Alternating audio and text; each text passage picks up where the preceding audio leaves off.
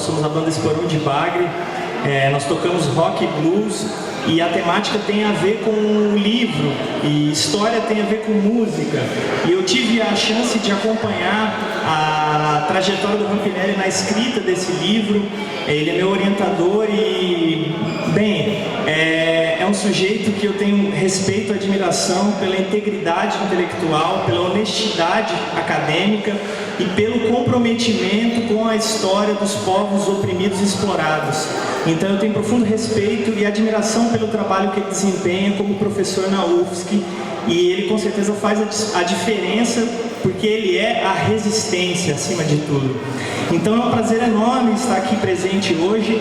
A nossa banda é formada por 3 integrantes. Hoje, infelizmente, um deles não pôde vir. O Elinho também é pescador, ele vive de pesca, o que é quase um anacronismo nos tempos de hoje, com essa modernidade absurda, esse ritmo de trabalho que retira essas comunidades locais da vivência histórica, como era em Maruí, ligada à pesca, às tradições culturais. A gente vê um processo de derrota, de destruição dessas tradições, e o Elinho é também uma resistência na pesca e na música.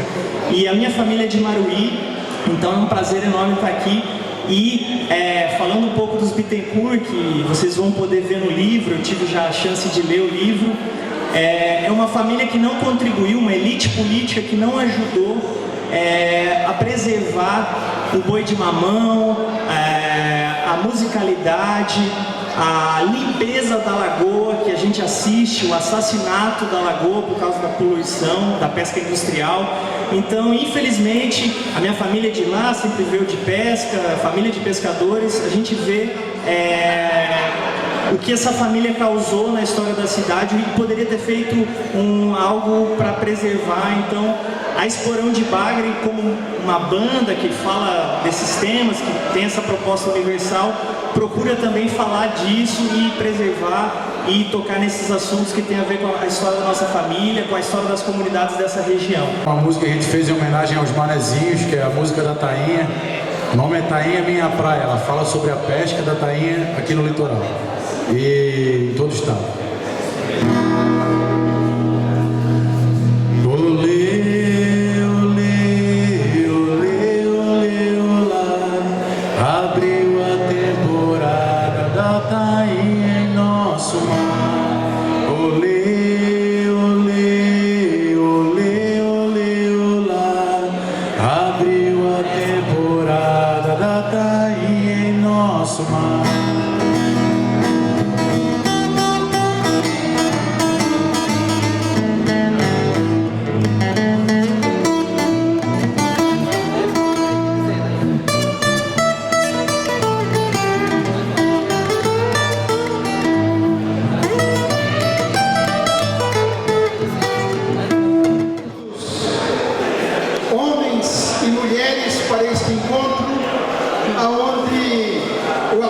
Esse livro que se chama Evangelho e Manifesto.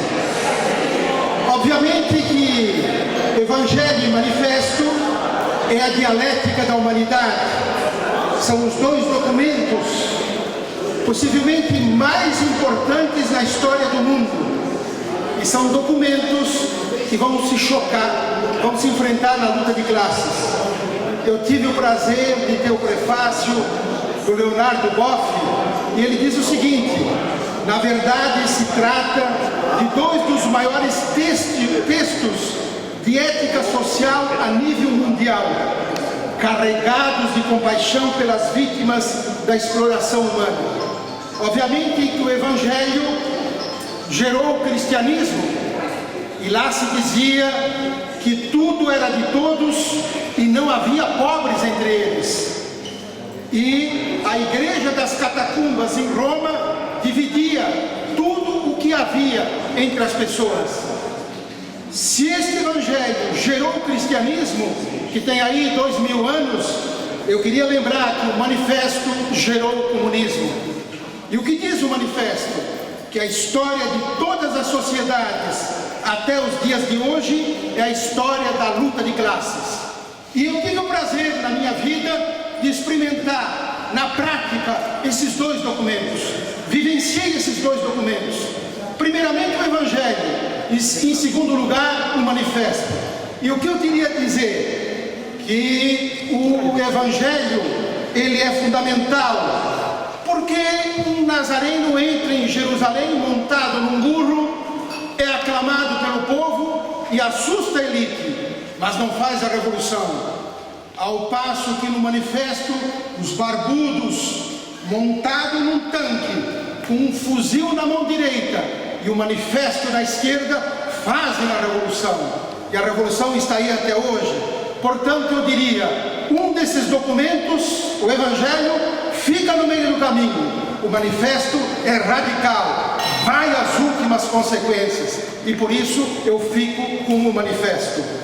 Glauber Rocha dizia que era muito importante ter uma câmera na mão e uma ideia na cabeça. Pois bem, eu quando cheguei em Maruí para fazer um trabalho como padre, eu tinha um Evangelho na cabeça e um Fusca para rodar. E juntei o Manifesto com o Evangelho naquela margem, daquela Lagoa Formosa, porque ali vivia então uma dinastia, a dinastia dos Bittencourt. Quero lembrar que em 1930, a pedido de Nereu Ramos, Getúlio Vargas nomeia o Coronel Pedro para comandar em Maruí. O Coronel Pedro, com ele, com seus filhos e com seus prepostos, vai ficar no poder até 1996. Era uma das dinastias mais bem consolidadas do Brasil. Tanto é que em alguns aspectos superava as dinastias nordestinas. E o que eles faziam nesta região? Era o domínio das consciências, era um povo que tinha medo. Diz Augusto Roa Bastos que o gato que foge da água fria não é apenas o medo que ele experimentou a água quente, mas é que na estrutura dele vive o medo. E este povo tinha medo, este povo tremia diante da oligarquia. E que mais? Este povo estava submisso, era um povo servil e era um povo alienado pela história que o povo vivia naquela região. E claro, porque era um povo que experimentava também a violência. Muitos opositores experimentaram na própria carne o que era pensar diferente. Alguns deles, pelo menos um, Zé Café, foi morto numa emboscada. Portanto, a oligarquia não media os métodos para poder dominar aquela região. E claro, com isso se ocultava a história.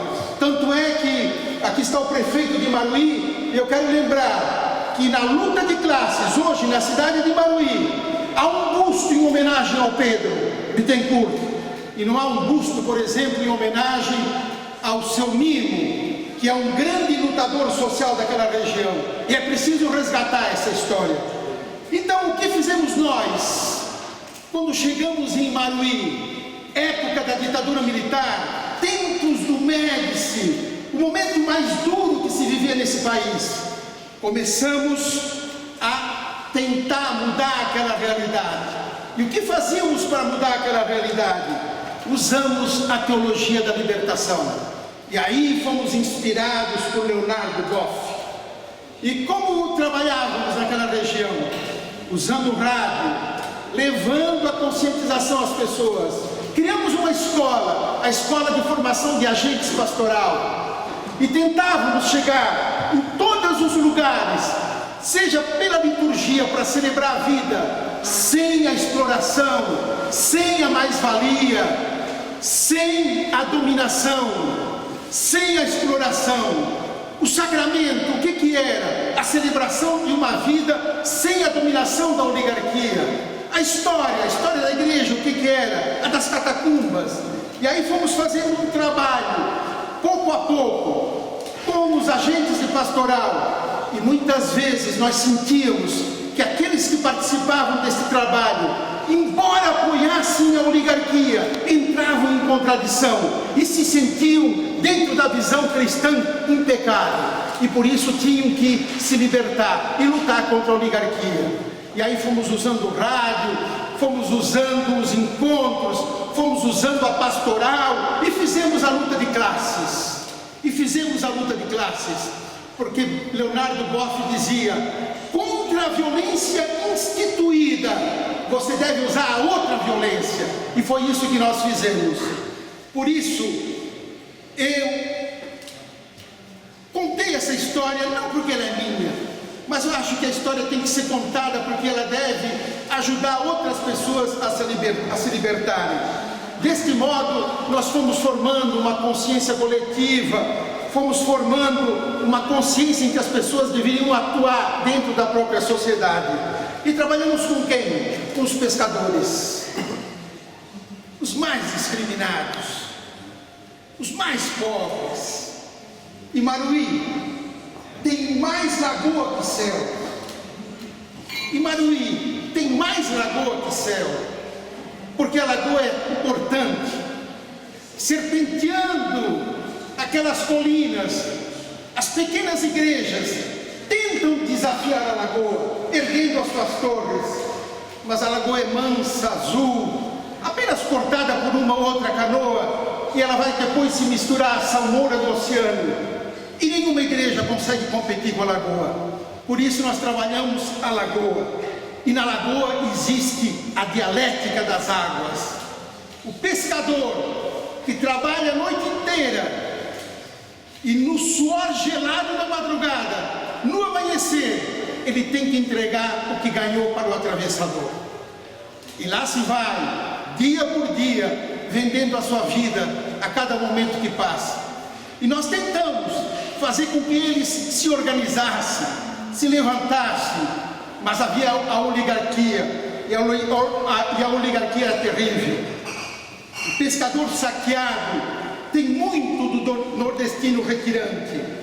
A mesma cabeça grande que a custo se equilibra, o mesmo ventre crescido sobre as tais pernas finas, o mesmo sangue com pouca tinta correndo nas veias. Eles são cuspidos diariamente nas areias das praias, homens e conchas, as conchas pelas ondas da lagoa e os homens pela miséria do capitalismo. E foi isso que nós aproveitamos para fazer lá. E claro, aproveitamos também a cultura popular. Existe em Imaruí o canto das excelências, que é lá do Nordeste, mas que existe em Imaruí, no Tamborete. Me dizia um pescador que só saía da pesca noturna quando escutava o canto das excelências, porque é o canto dolorido da morte, de velar o defunto. E no canto das excelências eles contavam a sua vida, o dia a dia. E nós aproveitamos o canto das excelências que estava dentro da igreja, para também colocar fora da igreja, para que o pescador não só pensasse na morte que vinha, mas da vida que era preciso buscar. E incentivamos muito. Lembro da Dacinha, uma mulher negra, dentes brancos, cantava forte, dentro da igreja, na Sexta-feira Santa, e colocamos o canto das excelências no programa da Semana Santa. E esta mulher que eu visitei agora me contou, lá com 90 anos, ganhando a vida, de empregada em empregada, e no final trabalhando, descascando camarão. E quando eu cantei não, li o canto das excelências, o Tiago estava junto, ela falou pelos olhos, os olhos marejados, e ia cantando com a gente. É o canto que significa o quê? A luta do pescador. Por isso, eu escrevi esse livro. E o livro não é a história minha, é uma história social, é a história de um povo. Eduardo Galeano diz: a história é um profeta com um olhar voltado para trás. Pelo que foi e contra o que foi, anuncia o que será. Eu escrevi esse livro tentando fazer exatamente isso, olhando para trás, contando o que foi, para que nunca mais se repita as oligarquias opressoras em nosso estado. Essas oligarquias realizam o mau governo e o mau viver, e é preciso lutar contra elas. Eu quero agradecer várias pessoas ao longo deste livro. Quero agradecer o Frei Leonardo Boff, que hoje é Leonardo Boff. Eu entrei em contato com ele vinha de 40 dias de palestras pelo México e pelo Canadá, leu o livro, fez o prefácio e ratificou tudo o que eu tinha dito. Por isso, me sinto bem acompanhado. E eu diria, para mim, o Leonardo é no século XX o que foi, sem medo de errar, Bartolomeu de las Casas no século XVI. Bartolomeu de las Casas se insurgiu contra a escravidão indígena, defendeu o índio contra o encomendeiro, enfrentou o rei de Espanha e ganhou. Só que a aplicação não se deu na América e ele foi recluído para a Espanha. Leonardo Boff é um homem do mundo, revolucionou a teologia no Brasil, na América Latina e no mundo. Por isso, nós trabalhamos em Imaruí com os olhos postos de Leonardo Boff sobre a lagoa, porque líamos os livros dele e interpretávamos a história que ele então nos contava. Por quê? Porque o pescador, para poder vivenciar aquela religião, ele tinha que primeiro se libertar da opressão e por isso precisava se organizar e enfrentar a oligarquia. Quero agradecer aqui o prefeito de Imaruí, Manuel Vieira de Souza. É um prazer tê-lo aqui. Afinal de contas, ele representa toda essa história. E queria dizer, prefeito, que a oligarquia ainda se perpetua. Tanto é que há o busto ao coronel Pedro. E eu não vejo o busto ao seu Manuel Alves Ribeiro, o seu Mino. Um homem que nasceu nos arredores de Imaruí. Tomava chá de capim fedegoso, porque não tinha café. Experimentou o amarelão, a doença da região, que eu também peguei. E se dizia, para curar o amarelão, nada melhor do que leite de figueira e surra. E foi o que aconteceu com o seu Mimo. O seu Mimo se tornou vereador em Florianópolis de 58 a 62 de Udão. E aqui na Câmara de Vereadores de Florianópolis, ele fez discursos memoráveis, chamando a atenção naquela época para a conscientização do povo brasileiro. E aonde ele morava, no Morro do Céu, ele era adorado, porque era um eletricista que atendia todo mundo de graça. E o seu Mimo, que escreveu um livro, O Caminho, não tem a memória de Imaruí. É preciso resgatar essa memória, porque só assim o povo vai aprendendo com o seu passado para lutar. A luta de classes, na mostragem dos monumentos, mostra o coronel Pedro e não mostra o lutador Mino. Quero agradecer aqui o vereador Lino Pérez, companheiro de jornada. Estivemos juntos em muitas lutas, companheiro do México também. Quero agradecer o Nelson Rolim, o editor, amigo e companheiro, que inclusive faz a orelha do livro. O Nelson leu o livro, deu um nome ao livro e disse para mim, procura o Boff. Foi ele que insistiu para que eu...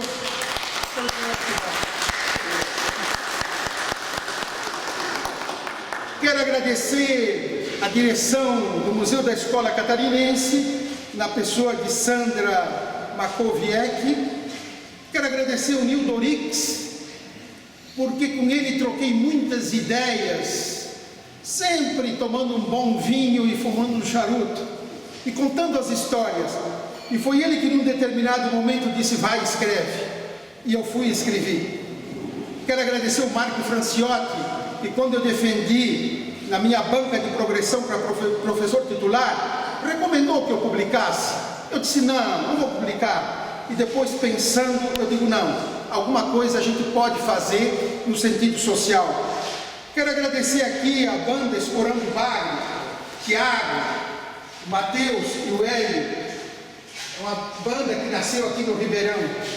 E o Tiago, além do mais, é meu orientando. E fomos juntos a Imaruí ver o livro do tombo, onde se registram os acontecimentos, e conversar com as pessoas.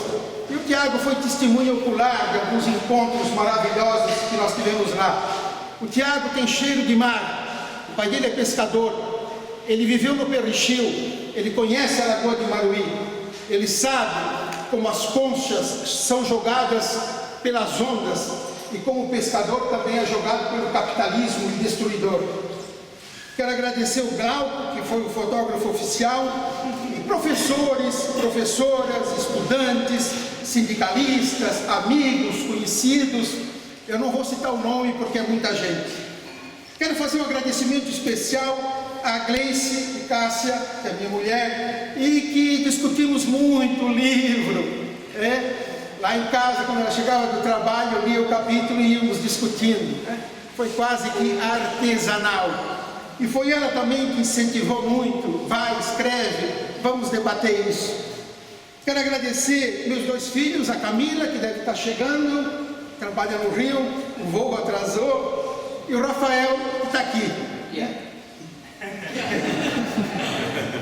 Quero agradecer todos os parentes que aqui estão, porque é um livro que ele tem um sentido social, mas ele também tem algo pessoal. E eu dedico o livro para quem?